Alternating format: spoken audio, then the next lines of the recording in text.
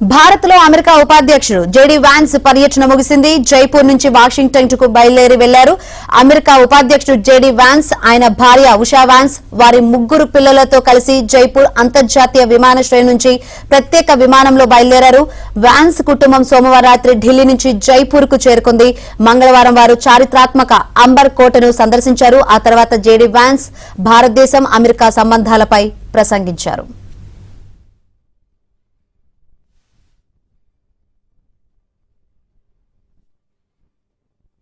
America ఉపాధ్యక్షుడు JD Vance, ఆయన భార్య ఉషా వాన్స్, వారి 3 పిల్లలతో కలిసి జైపూర్ అంతర్జాతీయ విమానాశ్రయం నుంచి ప్రత్యేక విమానంలో బయలుదేరారు.